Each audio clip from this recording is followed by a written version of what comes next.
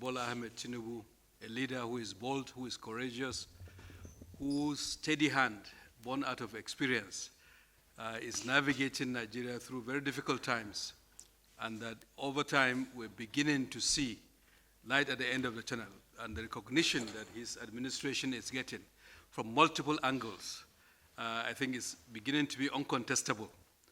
So the narrative that is building, uncomfortable as it may be for some, I think is a positive one. In that light, we appreciate Time's recognition for what the President has been able to do in health, and all of us in his team are very privileged to serve in that capacity, including ourselves specifically in the health sector. Today, the Federal Executive Council considered two elements that were related to health specifically, among other things, as my colleague, the Minister of Information, laid out. The first is in line with the direction of the President for Nigerians to have lowered cost of drugs and wider access to essential medicines, quality access. This has been work that we have been undertaking for many months. In fact, for almost a year and a half, government has been trying different ways to reduce the cost, because we know that Nigerians were hurting because of rising cost of pharmaceuticals. It's not limited to Nigeria, as you may be aware. Even countries as far as the United States are placing executive orders to reduce the cost of pharmaceuticals. But in line with the presidential initiative to unlock the healthcare value chain and the executive order which Mr. President signed in June 2024, that executive order provided incentives for local manufacturing by taking away tariffs for import of raw materials, so that we can encourage our local manufacturers. There's an element of that executive order which is to allow us to shape the market by aggregating the demand in the Nigerian health space and channel that demand to encourage our local suppliers. Today, Federal Executive Council approved Medipool.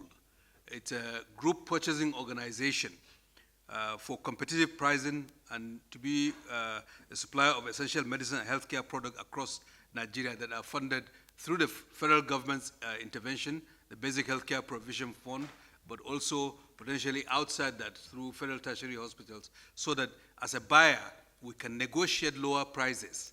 So it's using the monopsony power of government as a large buyer of those commodities, negotiate lower prices, and then channel those commodities.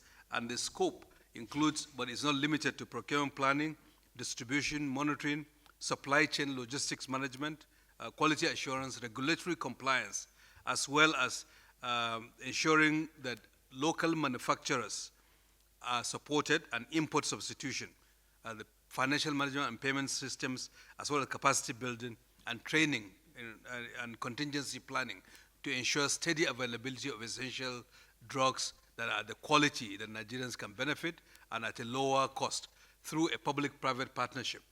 And that vehicle, Medipool, has been vetted through the Infrastructure Concession and Regulatory Commission, has been benchmarked with other global group purchasing organizations, including Kenya, South Africa, Singapore, Saudi Arabia, and many other countries.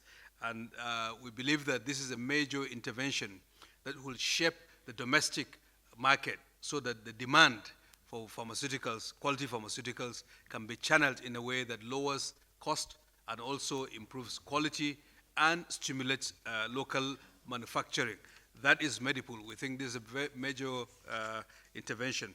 The second item was the award of contract for the procurement and installation of cardiac catheterization machine by the Usman Danfodio University Teaching Hospital in Sokoto in the amount of 2.3 billion naira, essentially to help the University Teaching Hospital provide diagnosis and treatment services for heart and blood vessel problems, heart attack, irregular heartbeats.